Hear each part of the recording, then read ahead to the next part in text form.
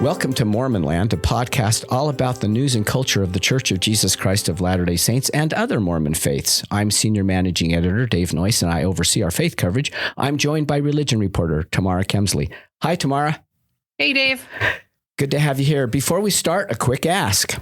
We invite you to go to patreon.com/Mormonland. That is patreon.com/Mormonland and click on Become a Member. There you can access all of the Tribune's faith coverage, podcast transcripts, and the full Mormonland newsletter. Again, that's Patreon, patreon.com/Mormonland. And if you haven't already, please follow us on Instagram at mormon.land. Now for today's episode. 6 years after the first volume in the Saints series hit the stands, the Church of Jesus Christ of Latter-day Saints is out with its fourth and final installment in the faith's latest official history. Titled Saints, Sounded in Every Ear, the text, primarily the work of the Church History Department, documents the years of 1955 to 2020. It does this by weaving together the experiences of top church leaders and everyday members of the quickly globalizing church. Here to introduce us to some of those key characters and themes are Jed Woodworth, the managing historian of the series, and Tesia Tsai, a writer for the volume. Jed, Tesia, welcome. Thank you. Thanks. Glad to have you here. Well, first, Jed, we'll start with you, a big picture. What, more than anything, is the story of the church from the 50s up to 2020? Well, David, the title of the book is Sounded in Every Ear, and that foreshadows what the narrative will be about. So when we start the volume in 1955, there are about just over 1 million members. By the time we end the volume, there are upwards of 16 million members. And so that indicates a huge shift. So one of the things that the volume charts is our entry into regions of the world where we had a very small presence. We start the book with a member of the church, Nora Ko, who lives in Hong Kong. She's one of 18 members in the city. And yet the region itself, Southeast Asia, has over 1 billion people. And so this story represents the challenge of taking the restored gospel to a region that had very few members of the church. And so on across the regions of the world. South America has relatively few members. We have only a couple of thousand members in Brazil, for example. And yet by 2000, we have over 100,000 members in Brazil. And so the challenges of taking the gospel to these regions where we're encountering new cultures, new peoples, new ideas, new languages, that is unpacked over the course of the volume. Mm-hmm. So this is a question for both of you now, okay? How did you tell that story, and what voices did you incorporate? Which ones did you leave out? What do you look for? Tessie, do you want to start? Sure, I can start. We always start with the idea of a change in the church first, and then we would look for a person who could represent that change. We certainly looked for a diversity of voices when it came to selecting stories.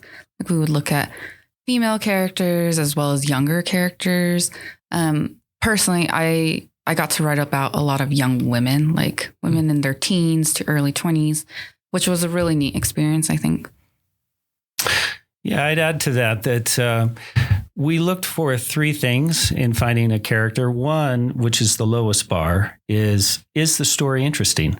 Now, I happen to find most stories interesting, so that was very easy. So in our outlining meetings, each of us on the team, and it was a relatively small team, 5 or 6 people, would come to these meetings, which were held weekly, and we would pitch various characters. And all of the stories were interesting, but some of them did not meet the second and third criterion. So the second being, is there a sacred angle to this story? In the Book of Mormon, there's a designation, the small plates of Nephi, which the prophet Nephi says are to contain the most sacred elements of the history. And so we were looking for sacred stories, variously defined. And then third and most challenging was the one that Tesia just mentioned. Is there a large component, a change in the church over time, something on a meta level that the character would illustrate? Mm-hmm. So a lot of times the church, the books kind of bookend or begin with like temples. So where does the fourth volume begin on the temple front? Well, we begin the book with David O. McKay getting back from Bern, Switzerland, where he has just dedicated the Swiss temple. And we end the book. Now I'm going to give it away here. Well, we end the book with temples being dedicated around the world, many dozens of temples, but specifically in the Democratic Republic of the Congo, which represents a huge shift over time. And it's probably not capturing all the temples planned for the DRC, right now. So because you end in 2020. But nonetheless speaks to that growth and globalization, which it sounds like is the major through line for this volume. What are some of the others? What are some of the other themes that emerged through these, 70-ish years, just short of 70 years? Yeah, there were a number of themes. They're foreshadowed in the first chapter, really. We talk about various obstacles that the church is facing in 1955. So one of them, which is quite obvious to anyone who has lived through this period of the 50s to the 80s, was a divided world ideologically, politically, East versus West. And so that represented a challenge for the church because we had almost no presence in Eastern Europe and in the former Soviet Union. There's also a challenge of resource allocation. So as we go into these various lands, more members are converting than the church is able to provide meeting houses for. And so how do you provide updated meeting houses? And how do you have meeting houses of a high standard in more affluent regions of the world? And other regions that are not contributing tithes, how do you make sure that the standard of the meeting houses in those regions are measuring up? And so those are two challenges. I would say another challenge is as you go into these new regions in the developing world, the curriculum that the church had already in place in 1955 was difficult to understand. And so out of that comes the correlation movement, which concentrated the church curriculum around a few key themes that all people everywhere shared.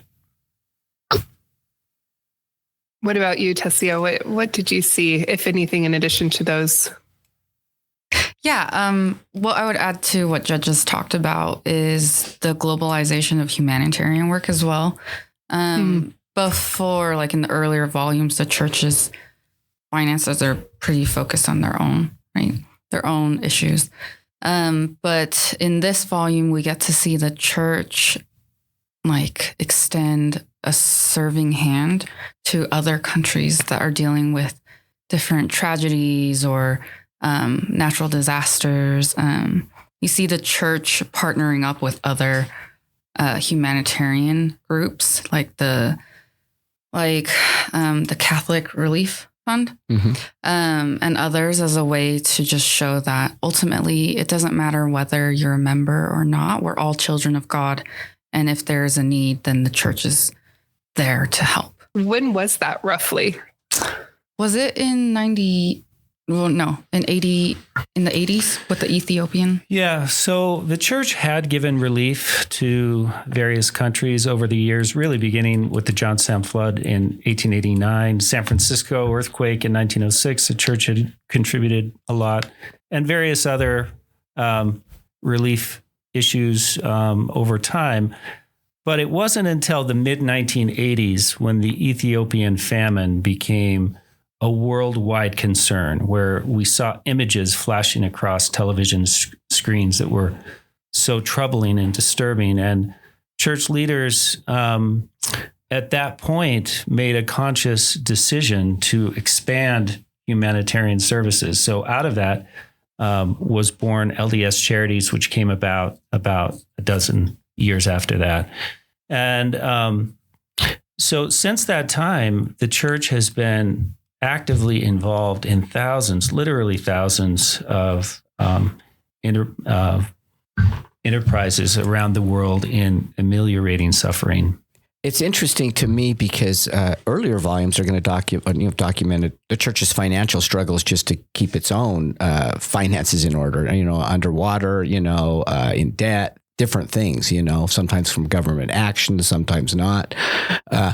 But by this volume, the church is starting to emerge where it has resources, right, to assist. I mean, which we read about in the headlines all the time now, correct, Jed? Yes, that's right. We have to identify what are the concerns that we're going to address. And so we develop several tentpole projects that, such as new reading glasses, wheelchairs, clean water. And so one of the stories we tell in the book regards an aqueduct that is built in the DRC. And we have a member of the church who oversees the building of a pipeline to his city, 24 miles. They have to build this pipeline. And so we show the church reaching out, partnering with other agencies, as Tesia has mentioned, as well as mobilizing people not of our faith to work with members of our faith together on issues of common concern. So are there any stories from that or any other era that covered, or any characters that you really fell in love with that have really stuck with you? I'm going to take a second to think about this. So Jed, you go ahead. Sure. Well, one of my favorite characters emerged from the most unlikely of circumstances. A couple of years ago, my wife said, it's really time for you to get a new car. You're driving around a beater and you're not in college anymore. And so she went online and found a car that she thought I should look at. So we went to Sandy to look at this car, and the owner, as we were test driving, he asked me what I did. And I said, I'm a historian at the church. And he said, oh, that's interesting. My dad was secretary of the missionary department in the 1960s. It blew me away because I knew the name. We had just been discussing him over the course of a couple of days, Lamar Williams. And so one thing led to another, and I ended up telling him that I was looking for a Joseph Fielding Smith story. I was struggling with this issue of how to present Joseph Fielding Smith in this volume. He then said, I was in Joseph Fielding Smith's ward when I was a boy. And let me tell you a story that I've never forgotten. And the story involved Macy's grocery chain. So it was started by Walt Macy, who is now passed away. But Walt Macy had his store open on Sunday in the 1950s and early 60s. And he said, this is the man who owned the car. He said, Joseph Fielding Smith used to patronize this store until he realized it was open on Sunday. And he had a conversation with Walt Macy where he confronted him and he said, Sister Smith and I do not patronize any stores that are open on Sunday. As soon as you close, you'll get our business again. And he turned around and walked out. And I was fascinated. And I thought, wow, this could answer the problem. And so I contacted Ken Macy, the son of Walt, and I said, did your father ever write down this story? Does he have an autobiography? And he said, as a matter of fact, he does. And you could borrow it. So I got the autobiography, and I felt like it was just what we needed. And as I investigated further, it became apparent that Joseph Fielding Smith, more than any other authority in the mid-20th century, was concerned about the Sabbath day. And that emerged as the way we were going to feature him. And so we ended up writing about this large change of not shopping on Sunday, which was a mid-20th century innovation. Mm-hmm. And we used Joseph Fielding Smith as the central character with Walt Macy and that confrontation in the store. So none of this would have come about without my wife saying, you need a new car. And I ended up buying the car, and that's it. So is your wife listed as a contributor? Well, we have publicly thanked families for being contributors to this volume because they have put up with a lot over the years, long hours of work, and certainly families, we couldn't have done it without them. Yeah. Tesia, what about you? Yeah. So the reason I hesitated when you first asked this question is because there are so many stories that I really loved while working on this project. I think one that is just at the forefront of my mind right now is the story of Maida Holiday, who was a Native American member, or she's still alive. And we wanted to use her story to write about the Indian Student Placement Program, which no longer exists in the church, but it was around for a while and remains controversial. But for Maida, she had a positive experience with it. And Maida was just, it was really interesting because we flipped through a book to look for the right character, first of all. And Maida's story really stuck out to us because she came from a really hectic, painful background and upbringing. And when she was a teenager, she took the initiative in wanting to join the church's Indian Student Placement Program. And she was eventually placed with a family in California and spent her high school years with them before graduating and then moving to Utah to attend school at BYU. And the reason I think Maida's story has stuck out to me is because her faith journey wasn't super linear. Like, even though she had this positive experience with this family in California, her faith wasn't necessarily solidified until later in her 20s. So she decided to go to BYU, but she was still questioning all the time, is this the path for me? Is this the church that I want to be in? How much do I believe, etc.?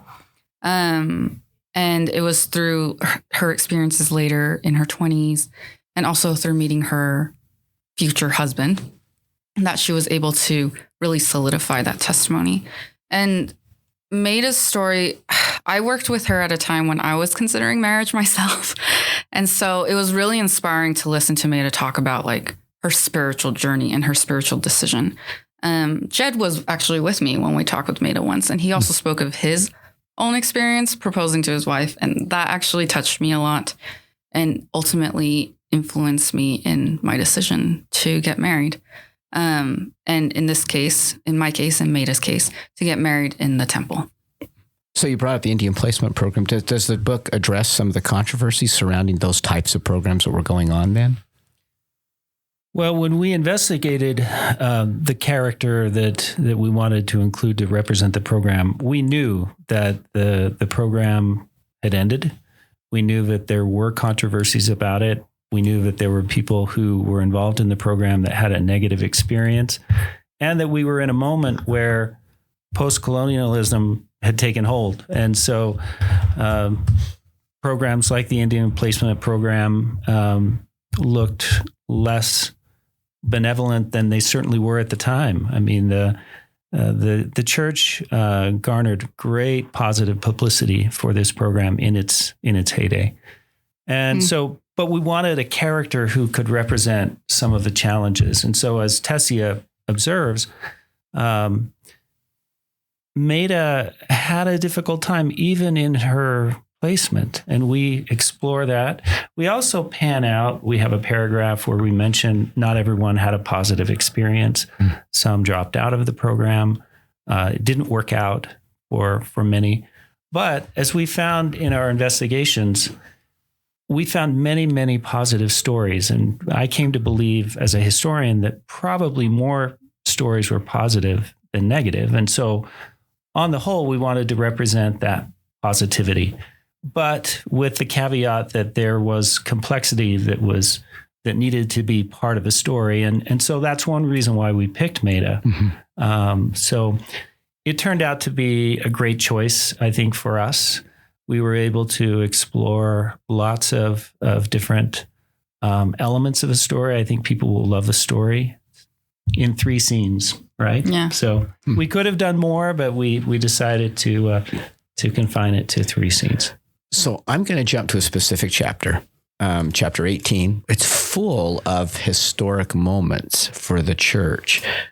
Talks about essentially laying the groundwork for the temple in East Germany, what was then East Germany, the fight over the ERA, and of course the pinnacle of that chapter is the end of the priesthood temple ban on Black members. Now, we know the church had been under pressure for years to end the ban. How does the volume deal with that pressure and opposition before the actual change took place? Jed? Well, we introduced the temple and priesthood bands very early in the book. In fact, in chapter 1, we again frame one of the problems of this era, that we are not in Africa. We're in South Africa, but the rest of Africa we have not entered.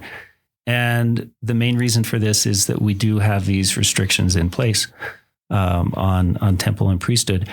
And so over the course of the volume, we encounter various characters who are struggling with this issue. So we have President Kimball, who then was Elder Spencer Kimball, going to Brazil in 1959 and encountering members who were struggling with this. We have a convert, Helio Camargo from Brazil, who is disturbed when he hears about this policy.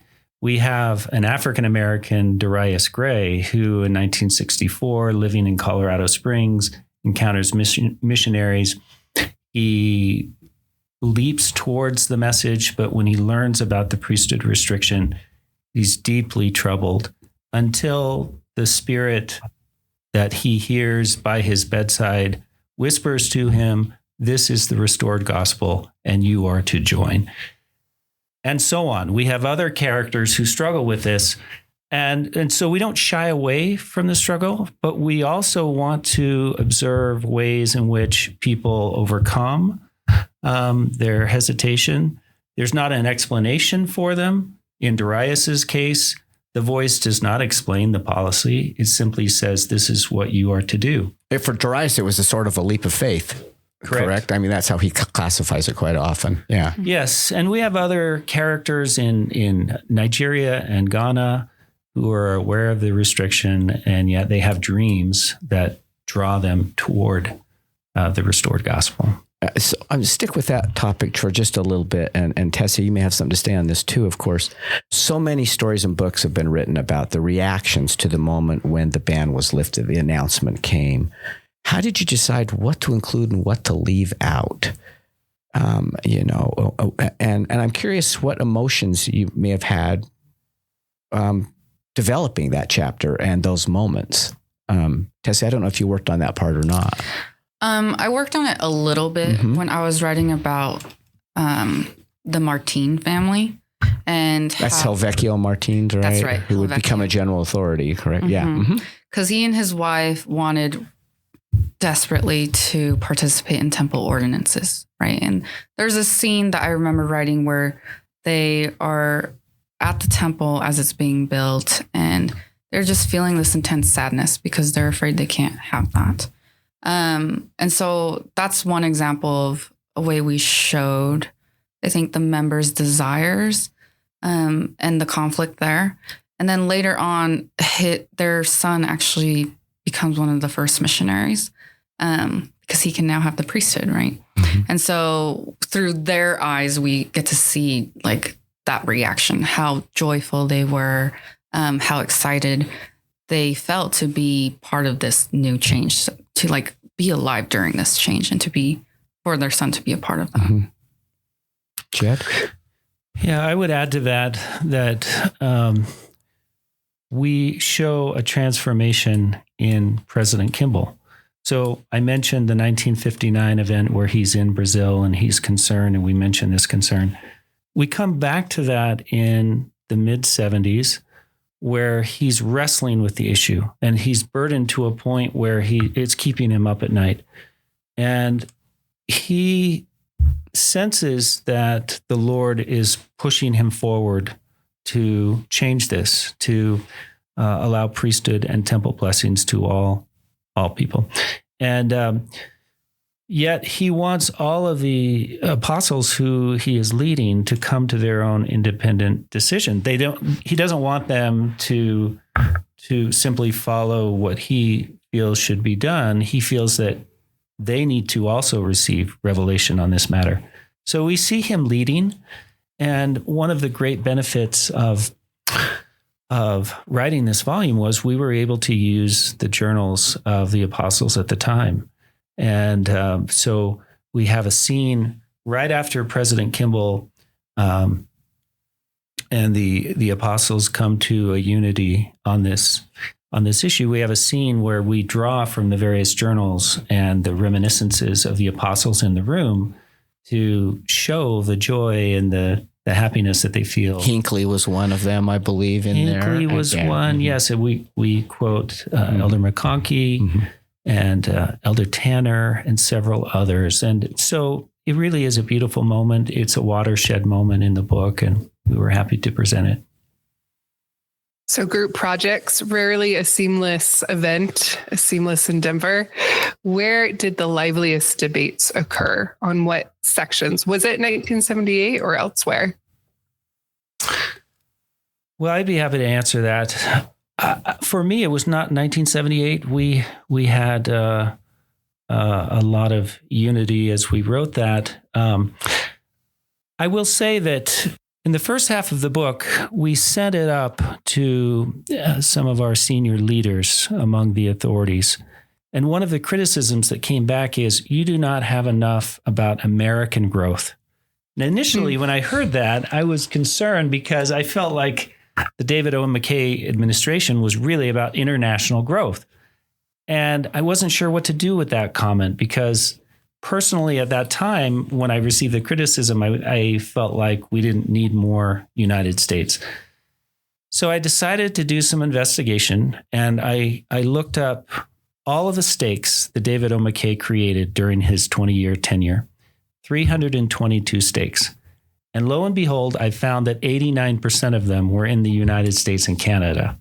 Mm. And I thought, okay, well, there's a point here. And I felt humbled. And so I and our lead writer, Scott Hales, put our heads together. We were in a hurry to solve this problem. And we said, what could we do? And out of that brainstorming session came the Osmond family. The Osmond family. We heard of them. Yes. And we realized that the image of the church in the early 1970s very much benefited from the Osmonds. I mean, they were the original boy band.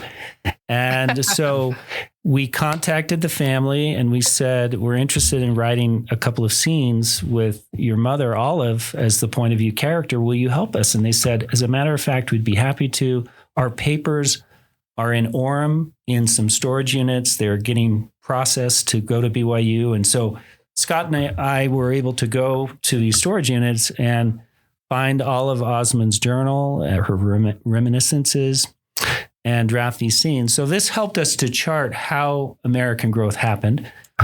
We also did something else that is quite interesting and was unusual in our writing. We went to a very small place, Denton, Texas, and showed how a ward emerged from a group to a branch to a ward through stage growth of chapels. And so we showed the branch building their own chapel, contributing the labor. So it was kind of a microcosm of growth elsewhere in the United States.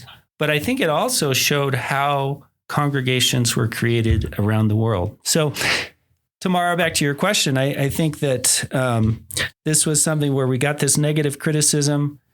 We had to dwell with it, and then we solved it by finding some unexpected stories that now we love. So this kind of comes to a question that I'm really interested to hear. This might be particularly for Jed, but Tesia, of course, if you have thoughts as well, which is how did your sourcing evolve as you moved through the technological revolution? Did it get to the point where emails and texts became more important than journals? Well, I think if you read the footnotes, that reveals the answer to your question. There are emails. There are minutes of executive councils. There are still journals and diaries cited, but there are a lot of memos that pass between committees and leaders of committees. So we did have access to that material. I'm so grateful that our senior leaders trusted us with the material, but we were able to really get into sources that had never been used before and certainly make the book stronger. Yeah, and this isn't necessarily a technology thing, more of a time thing, but the fact that a lot of the characters in this volume are still alive. For me, as a writer, I got to have the opportunity to meet with a lot of these people, talk to them in person, record and transcribe what they say. As a writer, I wasn't as well versed in the research as the historians were. They usually would gather the sources for me, prepare that before I started looking at what they had gathered and then writing a scene or an arc from that. But interviews were one thing I got to do like primary research on.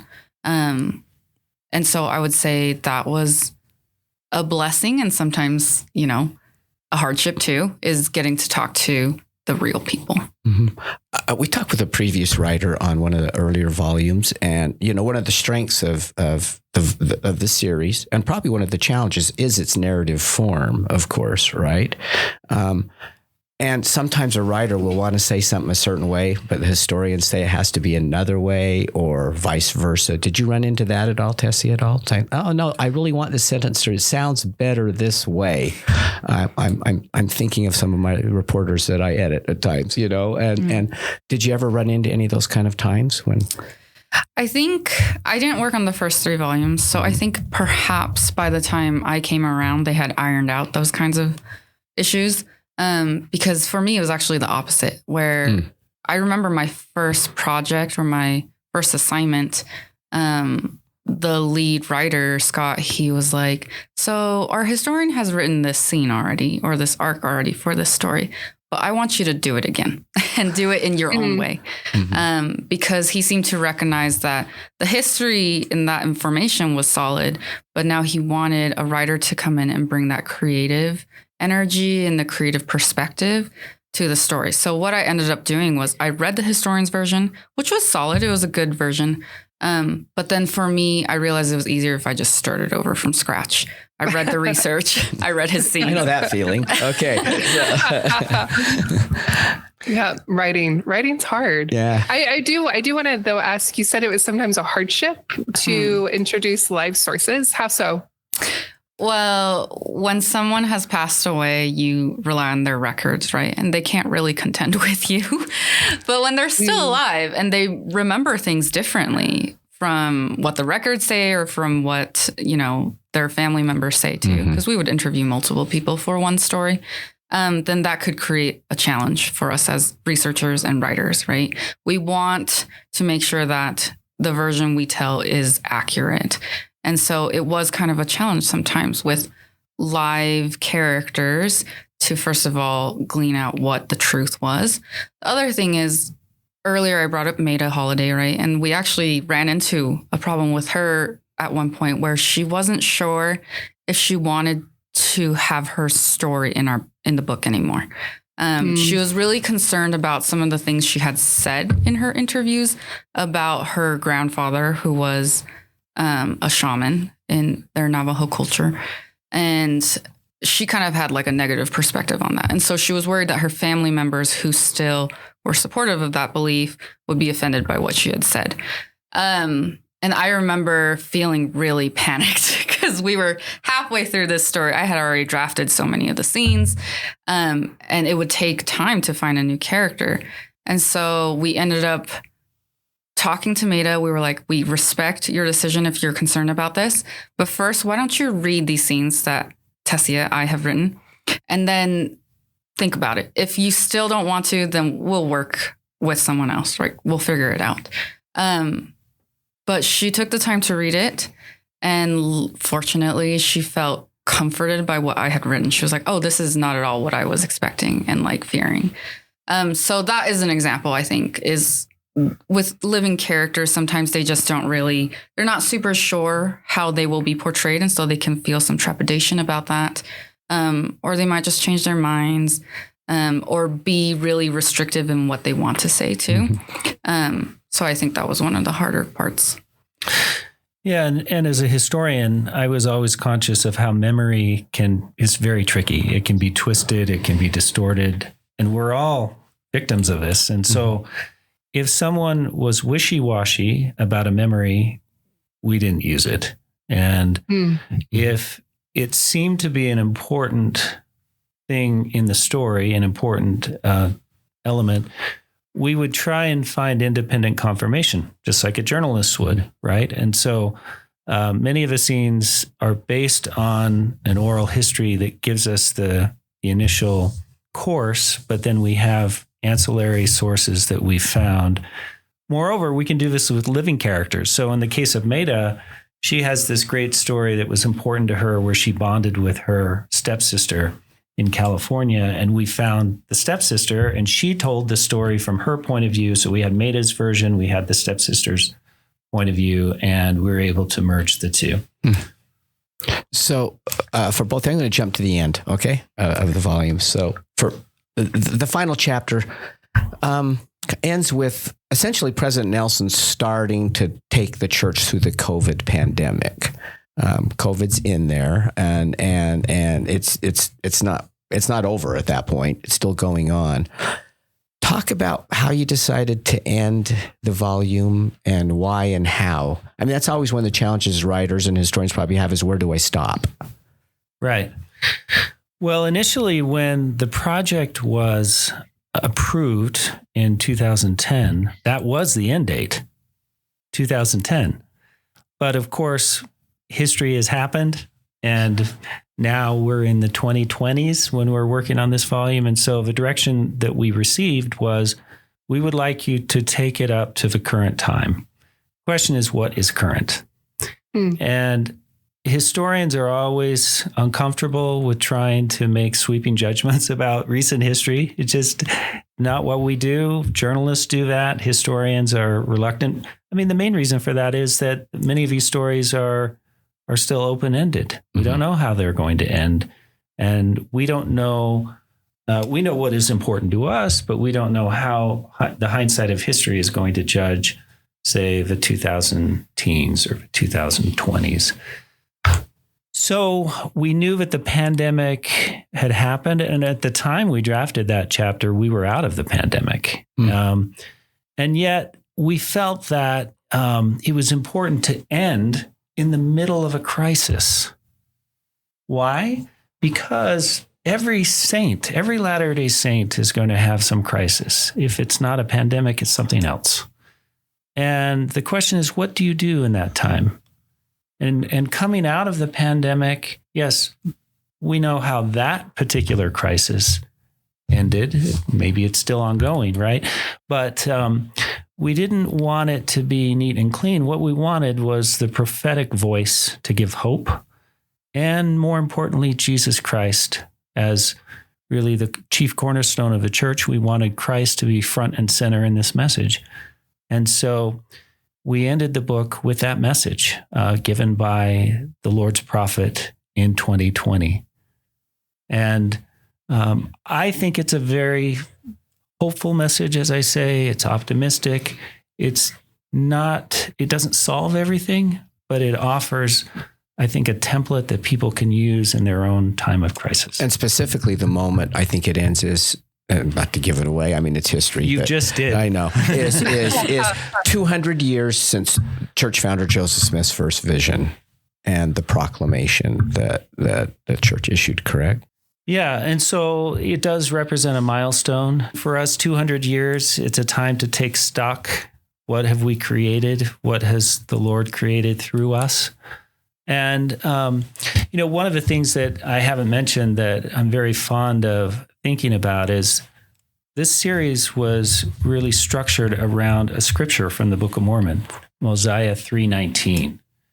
And that verse speaks of all men and women being enemies to God in their natural state, and how they will remain that way forever and ever unless they yield to the enticings of the Holy Spirit and become as a little child, meek, submissive, full of love, and willing to submit to all things.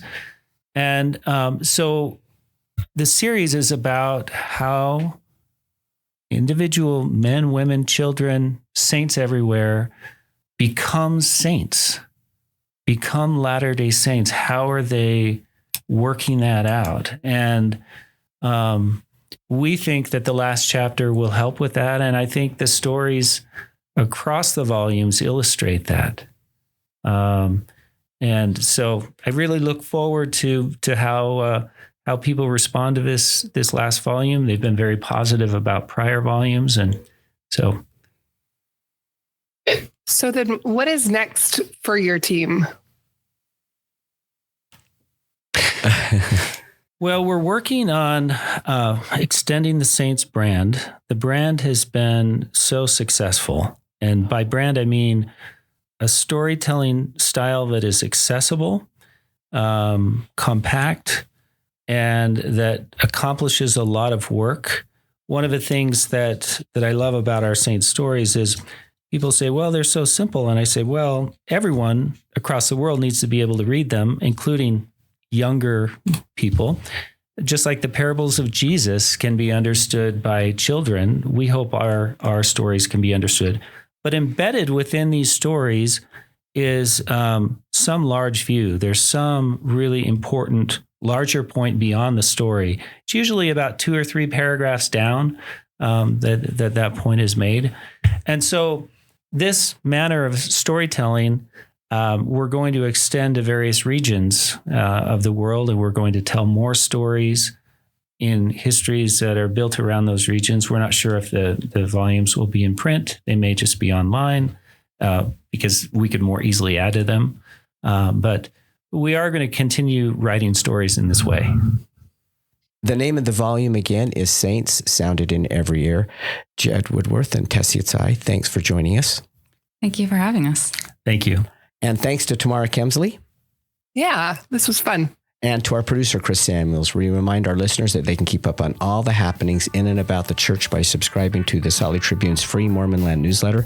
Just go to sltrib.com to sign up. We'll talk again next time on Mormon Land.